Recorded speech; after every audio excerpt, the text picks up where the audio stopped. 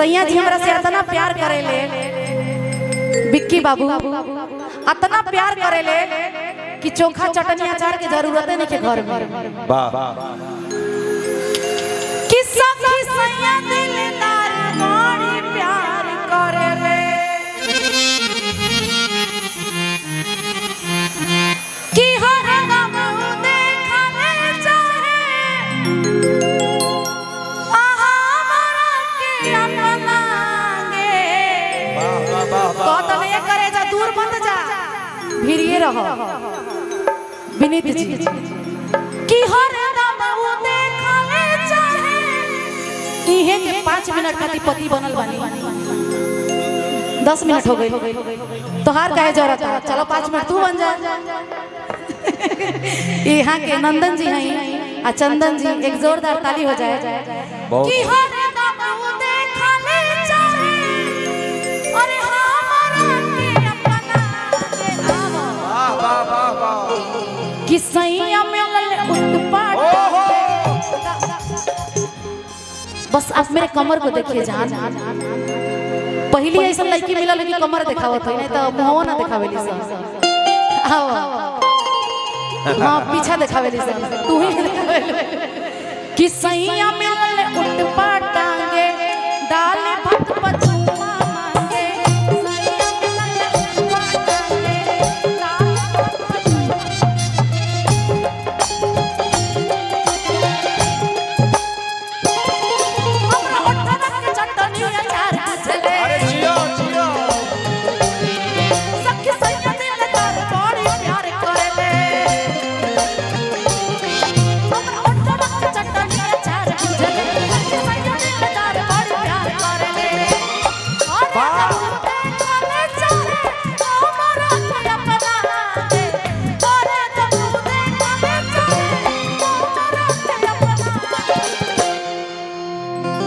राउर डांस पहली बार देखनी है तनी पकड़ी तो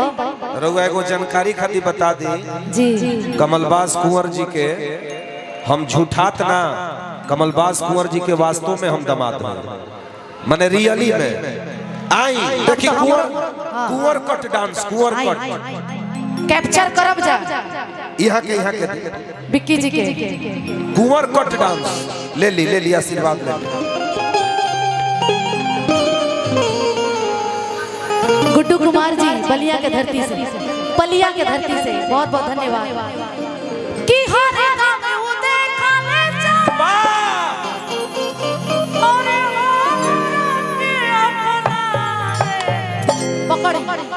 कुछ और मत पकड़ो कुर्ता सीधे कमलबास वाला मारो कि सैया मिलल उत्पात टांगे दाल भत पचुआ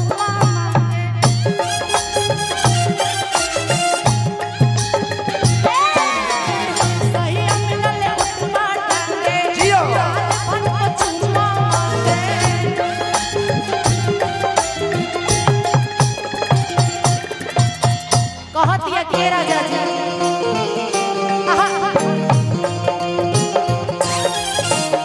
बड़ी है मस्त मस्त तू चीज बड़ी है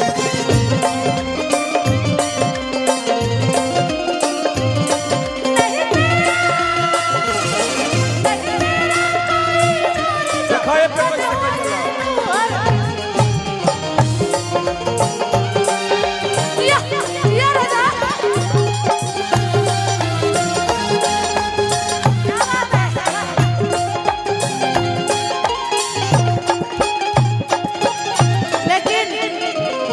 कहतिया का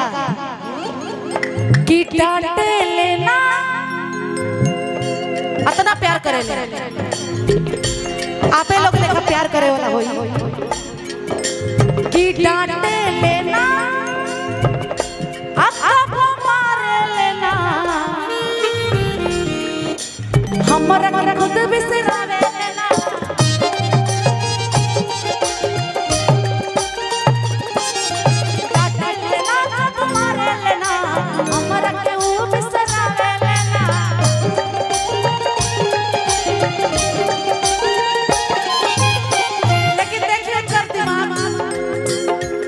कि रहे हरदम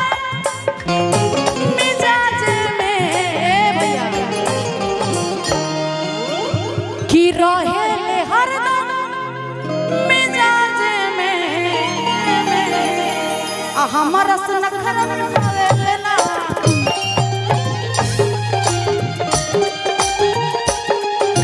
डाटा लेना जब मारे लेना हमरा के वो बिसरावे लेना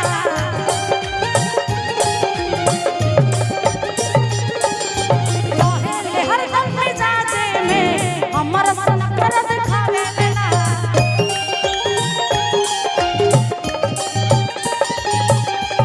कहत है कि ए सैया जी कि हर दम उसु तो ले जाए ए राजा लौका तनी जाके ना खड़ा हो जाई जा खड़ा होके कि बैठ गई खड़ा होके अरे गावे के कहता नहीं कुछ और ना देखो तनी आपके बैठ बैठ के बाकी खड़ा होके बताई मतलब हमने की गाय की कैसे निकला था बैठ के खड़ा होके गोपाल भैया आप बताइए खड़ा होके गोपाल भैया कहलन कि कैसे हो करा अच्छा लगा एक जोरदार ताली बजाई जाए कि रतिया से देहिया संगे ए राजा कि रतिया ले सुतले बड़े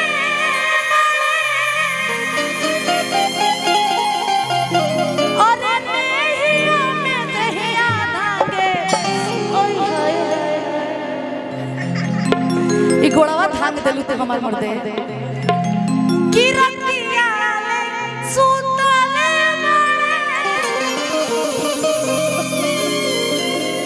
और देहिया से देहिया धागे आवो त सैया में उठ पाटांगे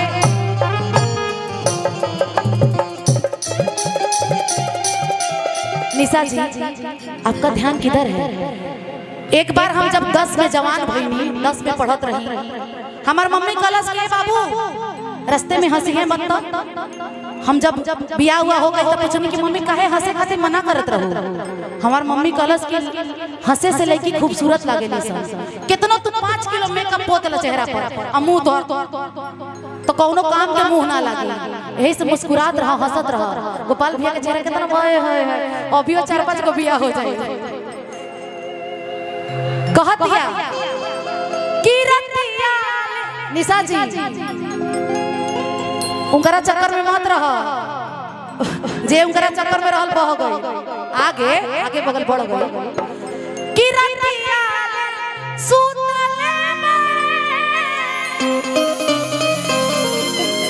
और देहिया धागे त सही मिलल उठ पाटांगे सही मिलल उठ पाटांगे काल मन चुमावांगे सही मिलल उठ पाटांगे काल मन चुमावांगे